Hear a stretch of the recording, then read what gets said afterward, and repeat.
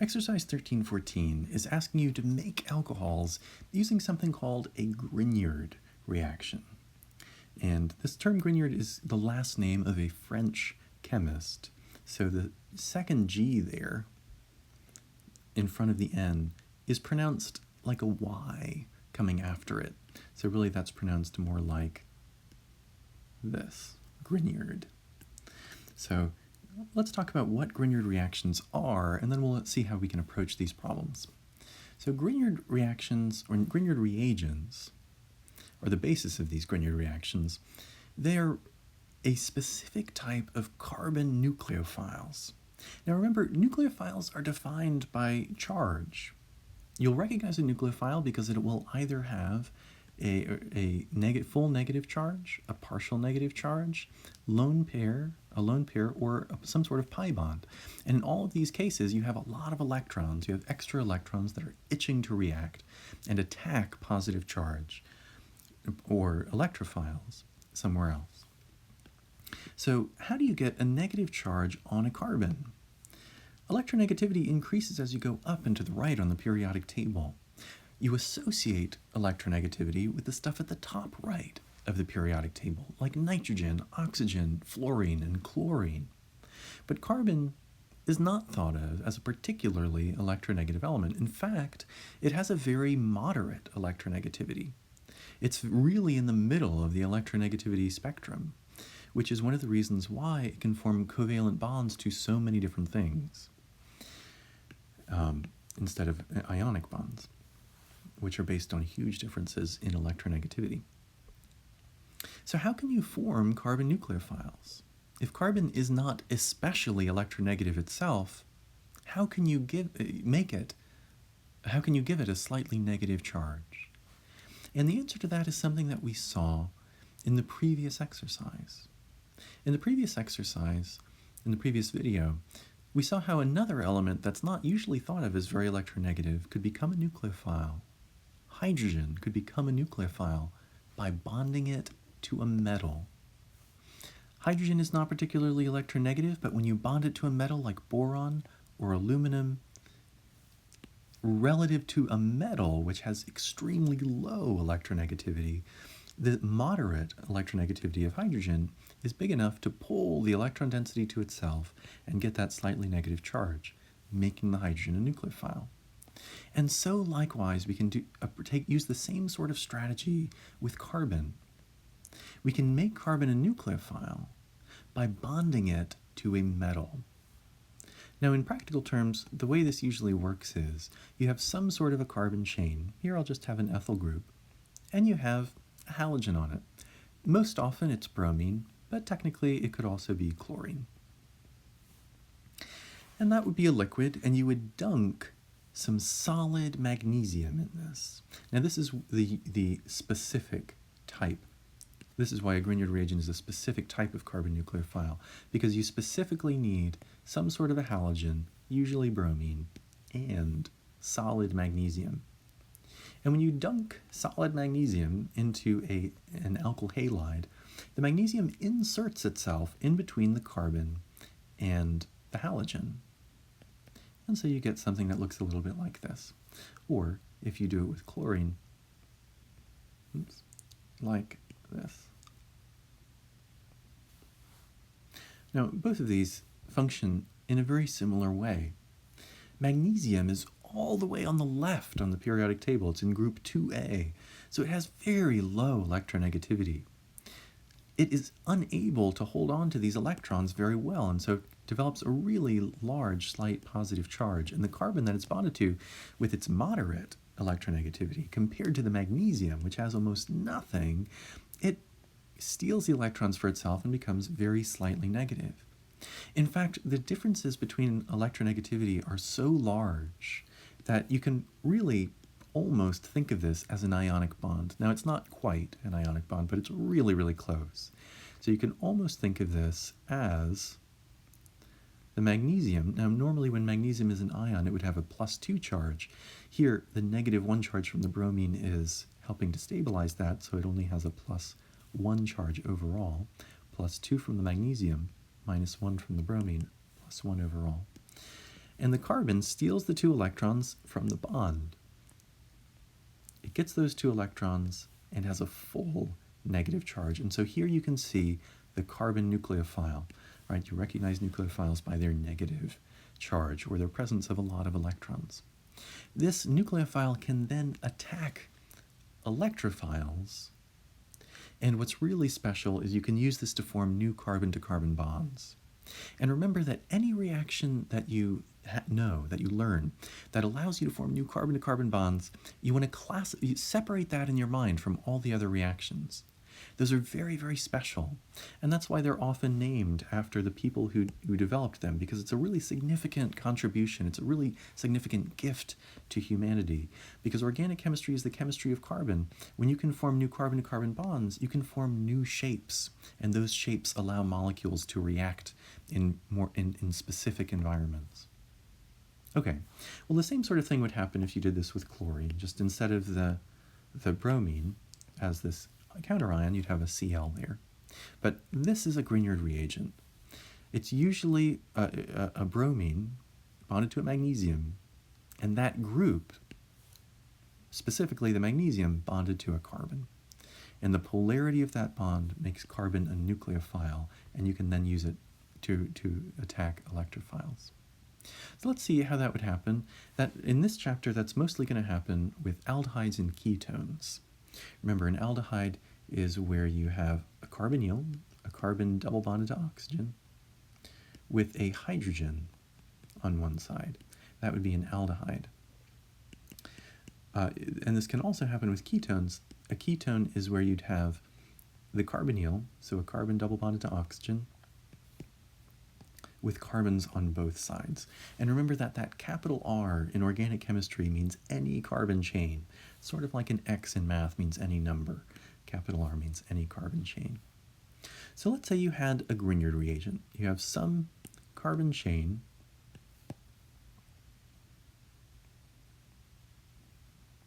and it has that bond to a magnesium bromide. So you had the alkyl halide with the alkyl halide, where the carbon chain was just bonded to a bromine. You dunked some solid magnesium, like you could buy at Home Depot, into it, and then the magnesium inserts itself in between the carbon and the bromine, and you get that magnesium bromide, that Grignard reagent. And what's significant about that is that this bond is really, really polar. In fact, you can almost think of it as being ionic, with the electrons entirely on the carbon, giving the carbon a full negative charge, and the magnesium then losing them and having a full positive charge. Okay, so what can happen here is once you have this nucleophile, it can attack electrophiles. Now in aldehydes and ketones, like we saw in the previous video, the carbonyl carbon is an electrophile. It is bonded to oxygen twice, and so it loses electron density to the oxygen and becomes slightly positive. And the oxygen steals those electrons, steals the electron density, becomes slightly negative. So now, this carbon nucleophile from the Grignard reagent can swoop in, attack the carbonyl carbon. The weakest bond, the pi bond here, will break. The electrons will go on to the most electronegative place nearby. And notice this right now has 2 lone pairs. After this nucleophilic attack,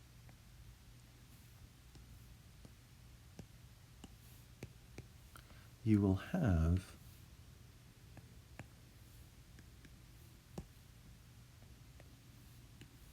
a full negative charge on the oxygen with its 3 lone pairs, and the carbon chain from the Grignard reagent will attach to what was the carbonyl carbon. So this carbon here attaches to what was the carbonyl carbon, the electrophile. Notice this is really, really similar to the mechanism for the reduction of aldehydes and ketones by things like lithium aluminum hydride or sodium borohydride. And just like those, you have in fact reduced this molecule. You had 2 bonds to an oxygen, and now you only have 1. But this oxygen is not quite stable yet. It's unstable. It has that full negative charge flapping around in the wind, flapping around in the currents of the beaker, and it's really unstable. And so usually you'll provide some water, just like we did after using lithium aluminum hydride, just to transfer a proton, to transfer one of these H pluses. So each of these hydrogens are slightly positive because they're losing electron density to the very electronegative oxygen. That positive charge attracts this oxygen, and so you do that proton transfer there just like we saw in that previous video, and that gives you this stable, oops, let me actually make this is an equilibrium. That gives you this stable alcohol. So notice what we made here overall was an alcohol. And another crucial thing is we created a new carbon-to-carbon bond. We changed the carbon skeleton of this. In a branch of chemistry that is completely devoted to carbon, making that new carbon-to-carbon bond is really unique and important. Okay, so that's the general idea. When you can use aldehydes or ketones to make alcohols by adding a Grignard reagent. You want to do this in two steps. The first step is adding the Grignard reagent itself, and the second step is adding water. You want to do these steps to be separate. If you mix them together, instead of reacting with the carbon chain, the carbon nucleophile will actually act as a base and just steal a hydrogen from the water. And in fact, the Grignard reagents are so reactive, they'll even react with moisture in the air. So when you do these reactions, you have to be really, really careful about the atmosphere that you're doing the Grignard reagents under, because they will react with the moisture in the air, and that will neutralize your reactant. You can imagine doing Grignard reactions is very difficult in Florida, where the air has so much humidity. Okay, so that's what a Grignard reagent is. It's a specific type of carbon nucleophile, one that has usually a magnesium and a bromine bonded to a carbon. And that makes the carbon a nucleophile, and you can react that with aldehydes or ketones to give you alcohols. In the process, you create a new carbon-to-carbon bond. Okay, knowing that, let's try to make these alcohols using Grignard reagents. So it says, show how you would use a Grignard reaction to prepare each compound below. So the first step here is to look at where you have the oxygen of the alcohol.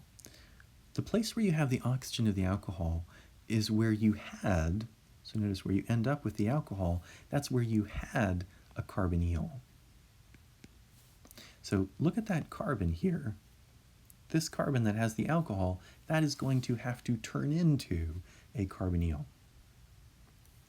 Okay, that's the first thing to notice. The second thing is to think about, to sort of organize in your mind each of the carbon chains attached to that carbonyl. So we have two here. Now there are two ways you could make this alcohol using Grignard reagents. The first way is if you were to use the blue part, the blue chain, as part of the original molecule. So we can take this hydrogen off, and we can draw in our aldehyde or ketone. Here it would be an aldehyde.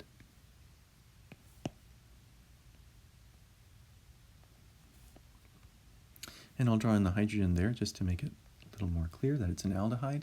So carbon double bonded to oxygen with a hydrogen on one side, that's an aldehyde. And we can attach this, we can make this new carbon-to-carbon bond here by making the purple part of this molecule a Grignard reagent.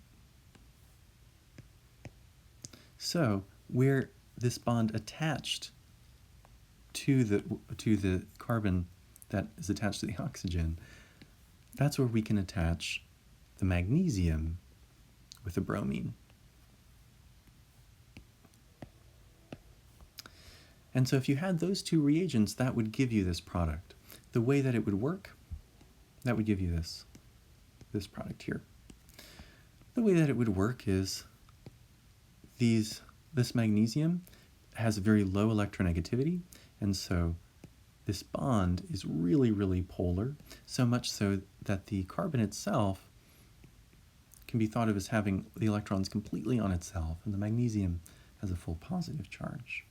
Notice that the carbonyl carbon has a slightly positive charge, the oxygen has a slightly negative charge. The carbon nucleophile can swoop in, attack that carbonyl carbon, break the pi bond. And at first, you would get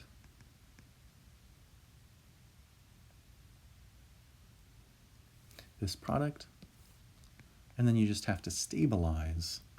You just have to stabilize that with some water. So you'd add water as a second step.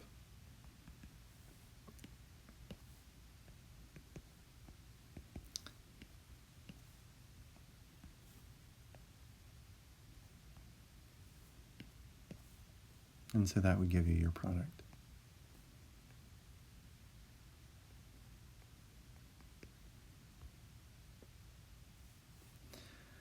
Okay, so one way you can make that is by taking this aldehyde and treating it first with the Grignard reagent that we discussed, and second with water. That's one way. But there is another way you can make this. There's another correct answer for this synthesis. And I want to walk through this because it's an important idea that there is more than one way to make these compounds, that the exercises in organic chemistry are often non-linear. There's not just one answer and one way to get to it, but there are many ways to look at and sort of analyze these problems. So in the other way, we can leave the purple chain as the chain that's part of the aldehyde. So we can leave that attached to the oxygen and just draw in that second bond there, and then we can have that hydrogen. And the other one is the one that we can attach to the magnesium and the bromine, that one carbon there. And so if I treated this first with this Grignard reagent, and second with water, that again would give me the molecule that we want. And just so you can see the process for that, I know the question isn't asking for the mechanism, but I want you to see the reasoning behind it. It'll make it easier to remember. It'll be a story with characters that illustrate general principles instead of just random letters and lines. Here, there's only one carbon here at the end of this. And this bond is really, really polar, so much so that the carbon can be thought of as having both of the electrons in the bond with a full negative charge, and the magnesium as having a full positive charge in that Grignard reagent. Likewise, in the aldehyde, the oxygen is electronegative, so it steals electrons for itself, and the carbonyl carbon is slightly positive because it's losing its electron density to the oxygen. So the Grignard reagent carbon can come in, attack the carbonyl carbon, pi bond breaks, goes on to the oxygen. After that first step,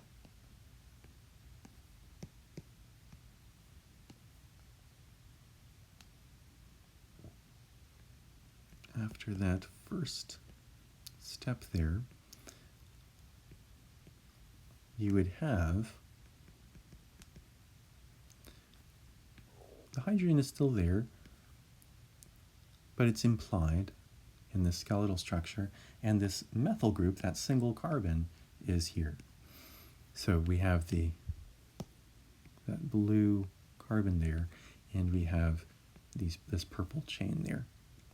At this point, though, the oxygen would have a full negative charge, and so in the second step, you would just want to add a water in order to do a proton transfer. So water here is just serving as a source of H pluses.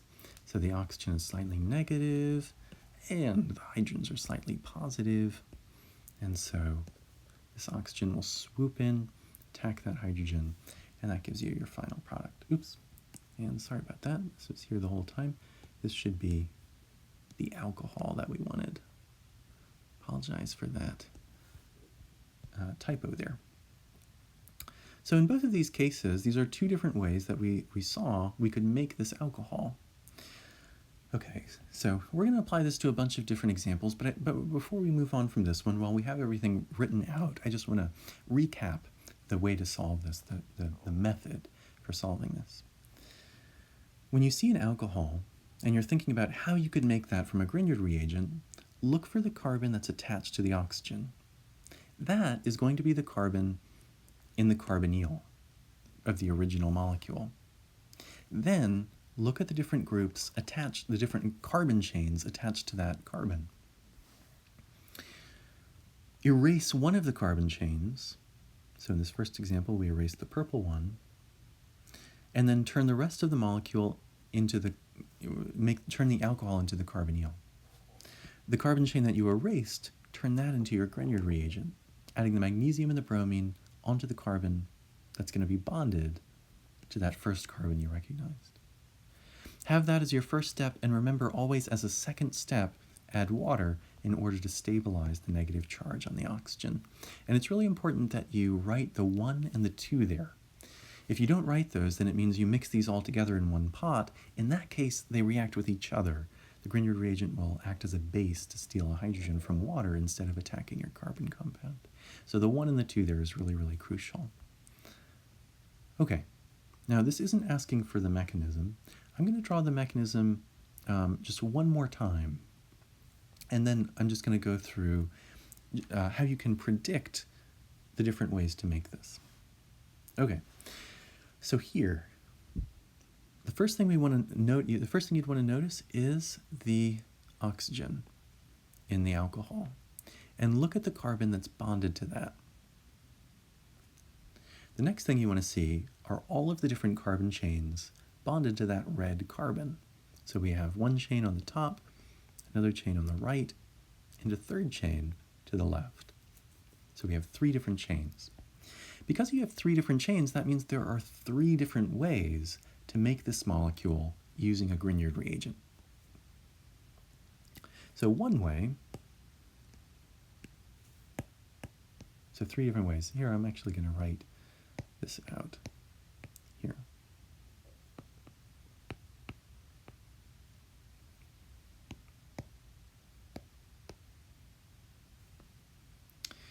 So one way is to erase the purple branch, or rather to remove the purple branch,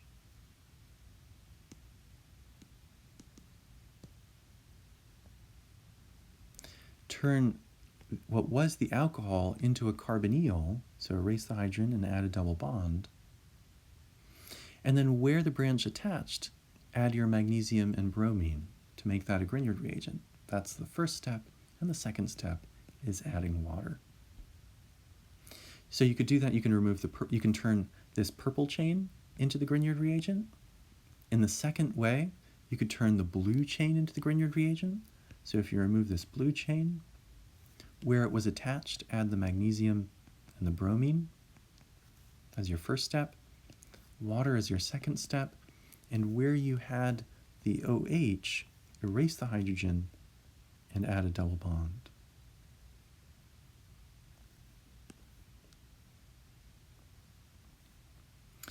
And finally, for the third way, you could remove what I have as the yellow chain here.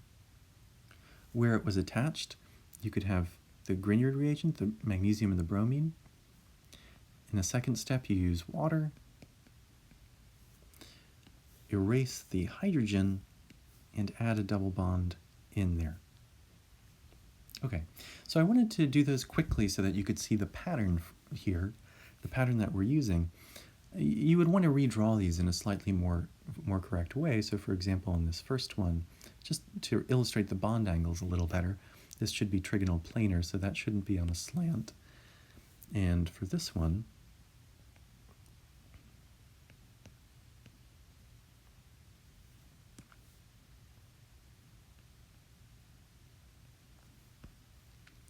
that's there. You'll notice these are actually the same because the 2 branches that we have were both methyl branches that we're adding. And then this last one, just to illustrate that this is trigonal planar here, should be sort of like a triangle there. So in each of those cases, you would get this product, this one same product. Now we've already drawn the mechanism for this a couple times. I'm just going to draw it once for this reaction. I'll draw it using this last one down here. I'll draw the mechanism for that. Okay. So let's say we have this ketone here, and that's actually acetone, which you might have used to remove nail polish from your nails. And then the first thing you want to do is to treat that with this Grignard reagent. In that Grignard reagent,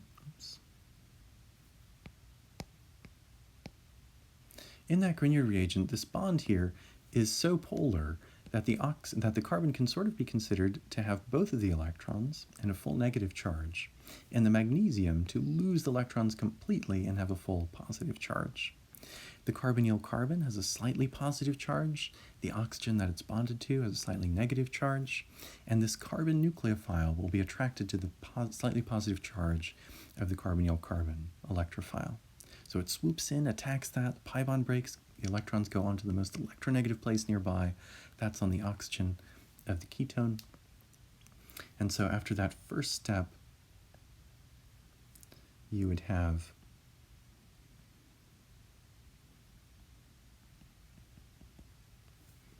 only one bond to the oxygen now, and that has a full negative charge. And then attached is a bond to the 3 carbons from your Grignard reagent. So these 3 carbons here are now attached there.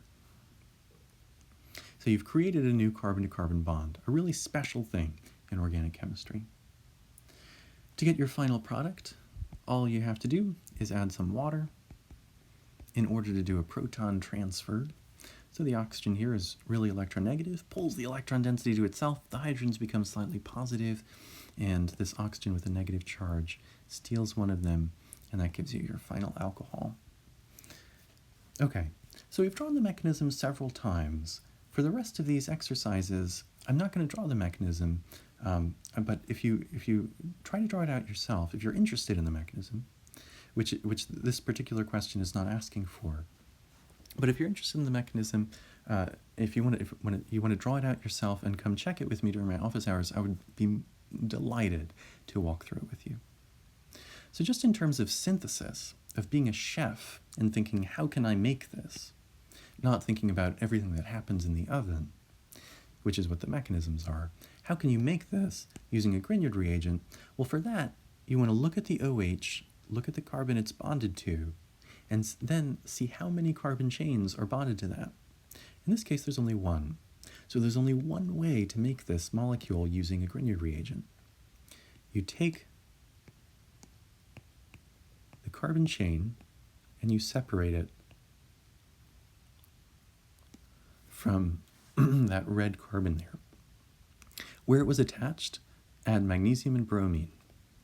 That's your Grignard reagent now. That'll be your first step. Your second step will always be water to do the proton transfer to stabilize the negative charge on that oxygen. And then just erase the H and create a double bond, a carbonyl there. Oops. Now I'm going to draw the 2 hydrogens in here. This is the simplest possible aldehyde you could ever have, carbonyl, with hydrogens on both sides, and that's formaldehyde, the same formaldehyde that's used to preserve biological specimens. And so if you did if you combined those products, then that would ultimately give you this alcohol. So notice you can turn this aldehyde into an alcohol using a Grignard reagent and some water in 2 separate steps. Okay. How about for D? D, first, just like before, the first thing you want to do is notice the OH, look at the carbon bonded to that. Then look at the carbon chains bonded to that red carbon. We have 2 here. We have this purple one and this blue one. That means that there are going to be 2 ways that we can make a Grignard we can make this molecule using a Grignard reagent. So I'm going to draw this out twice to illustrate those 2 ways. In the first way, we have to think about what we want our Grignard reagent to be. It could be either the blue or the purple. Let's start with the blue. This chain could be our Grignard chain. Where it was attached to this red carbon, that's where you would put the magnesium and the bromine in the first step. In the second step, you always want that to be water. That's going to be there to do a proton transfer, really to give this hydrogen onto that oxygen to stabilize the negative charge it would otherwise have. And then in the original molecule, erase the hydrogen and draw in a second bond there. Notice that this is an aldehyde. There's a hydrogen here. And so if you mix those together, that would give you this product. And I encourage you to try to draw the mechanism for it. And you'll see how that makes some sense. Okay, that's if we used the blue chain as the Grignard reagent. There's another way you could make this molecule. And when you're trying to solve this on a test, you would really only have to give one of these ways. I'm showing you both just to sort of broaden your horizons and allow you to see this from multiple perspectives. But only one of these ways would be necessary. So the other way is if you use the purple chain as your Grignard reagent. And where that chain attached to that red carbon there, that's where you would add the magnesium and then the bromine to create the Grignard reagent. So the Grignard reagent is your first step, and then in the second step, you just want to shake it up with some water to do the proton transfer that stabilizes that oxygen, adds that hydrogen on there. So then you would erase that hydrogen, add a double bond, and then the hydrogen to make it the aldehyde. And that would also give you this product. Notice another thing about this exercise. This exercise is giving you the product, and it's asking you, how can you make it? When you think backwards like that, you think about what you want to end up with and how you could get there, that's called retrosynthesis. So this is a retrosynthesis problem.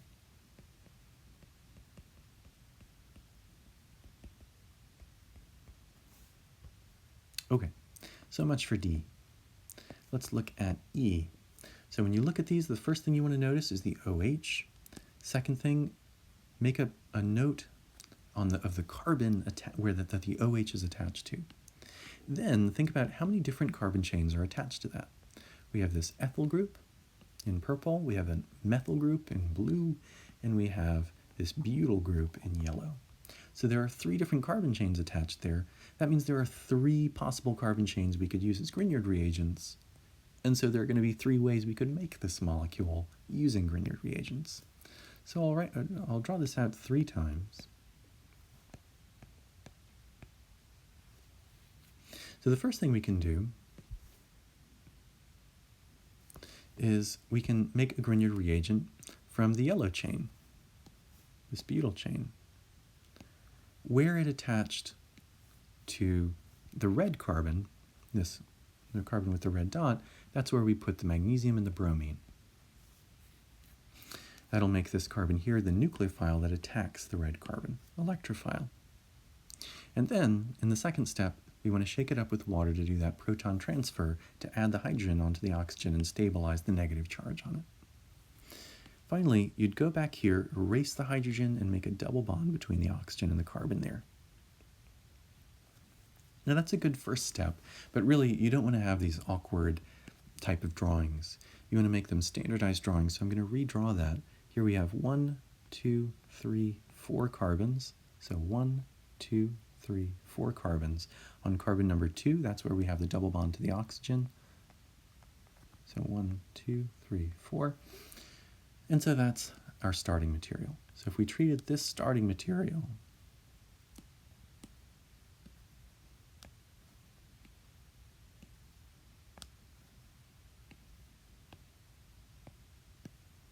with these reagents, we would end up getting this beautiful product. Okay, that's one way to make that alcohol using these a ketone and these Grignard reagents. How about a second way? What if instead of using that butyl chain, the yellow butyl chain to make our Grignard reagent, we used the blue methyl chain to make our Grignard reagent? Where it bonded to that red carbon, you could put in the magnesium and the bromine. as a second, so that's your Grignard reagent. As a second step, you'll want to shake it up with some water to do that proton transfer to stabilize that oxygen there. Erase the hydrogen, add the double bond to the oxygen, and you're home free. That's the second way to make that same alcohol. Okay, I'm just going to clean this up a little bit. I want to make sure that that bond is not slanted. Oops. Okay, let me just redraw that then. So you'd have that there.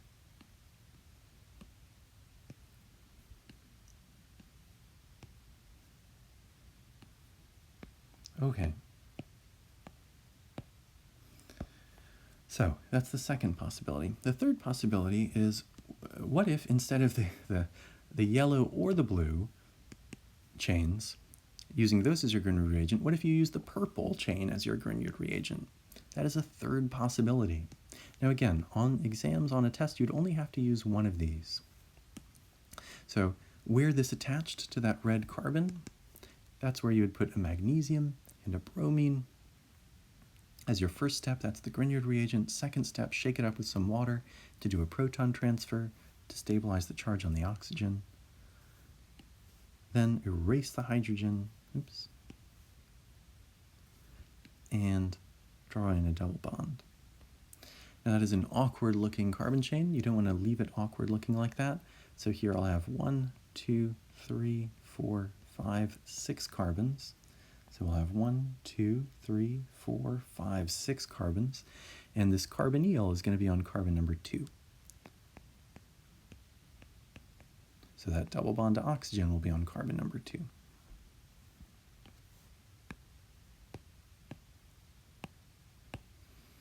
Okay. And so that is our third way that we could make this possible, this alcohol, to take a ketone and turn it into the alcohol there. And let me just color code these. There. So there are multiple ways to arrive. There are multiple correct answers for making that particular molecule.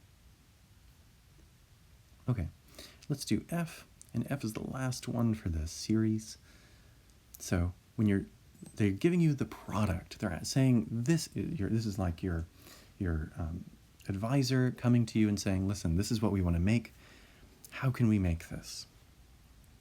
You'd look at the oxygen, you'd look at the carbon bonded to it, and you'd look at the different chains attached to that. So we have this chain on the left, we have this methyl group on the right, and we have this other chain on the right.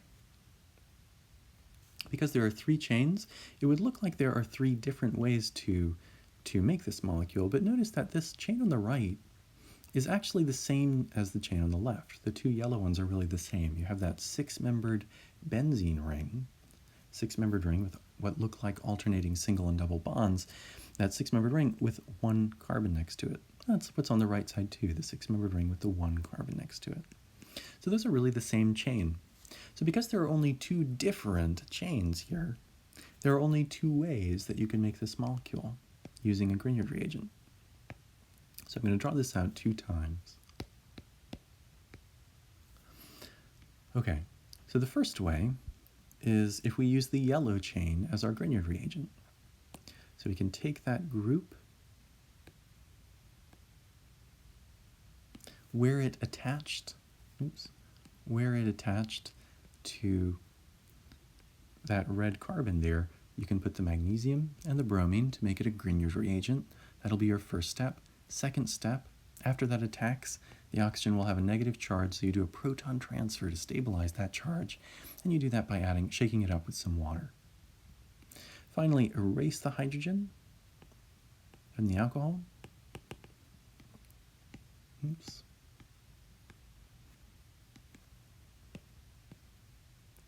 Erase that hydrogen and add a double bond there, a pi bond. Now that is an awkward looking molecule, so I'm going to fix that up a little bit. Here we have 1, 2, 3 carbons, and then the 6-membered ring. So So I'm going to have 1, 2, 3 carbons, and then after that, the 6-membered ring. The carbonyl, the carbon double bonded oxygen, is on carbon number 2. So I'll draw that in there. Here's our yellow group. There's our purple group.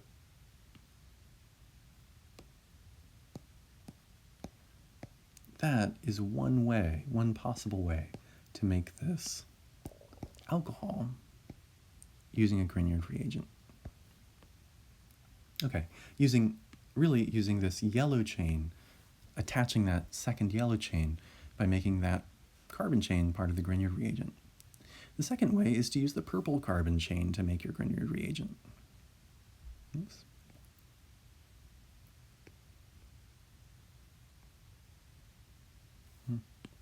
Okay.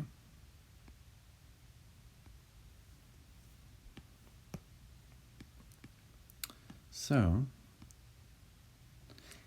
if you use that to make your Grignard reagent, then where it attached, you'd add the magnesium and the bromine. That's your first step.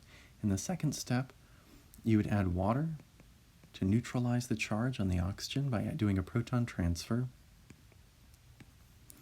And then erase the hydrogen.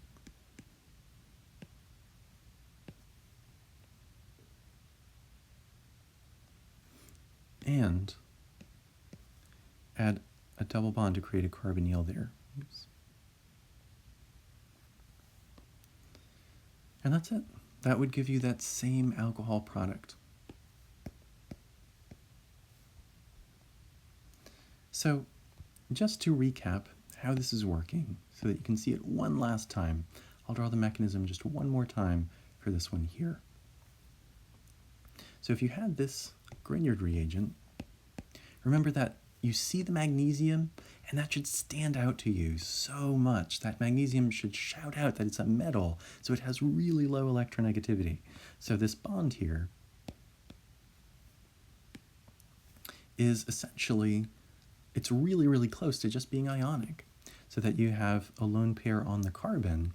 The carbon then has a full negative charge, and the magnesium would have a full positive charge, and it sort of floats around trying to stabilize that.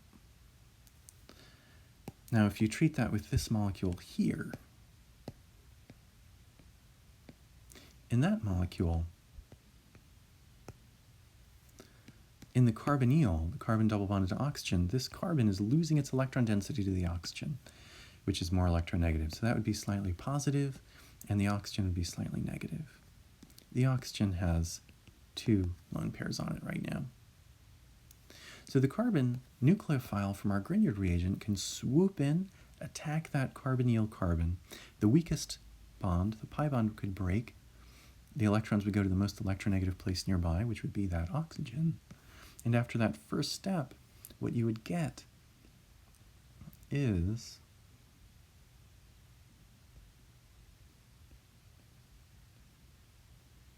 only 1 bond to the oxygen now, which now has 3 lone pairs and a full negative charge.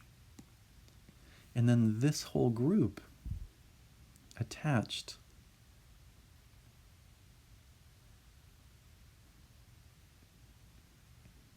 to what was the carbonyl carbon. So notice, you have 1 carbon and then the 6-membered ring, 1 carbon and then the 6-membered ring, and you have this new carbon-to-carbon bond that you formed, which is a really special thing. Okay. So we have that at this point, and all you have to do in order to turn that into the final product is to stabilize the negative charge on that oxygen, and that's what this second step is for.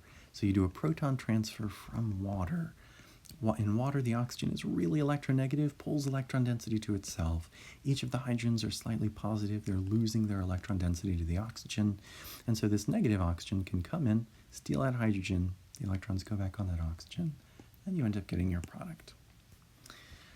Okay, so this exercise showed you how you can make alcohols using aldehydes or ketones and Grignard reagents.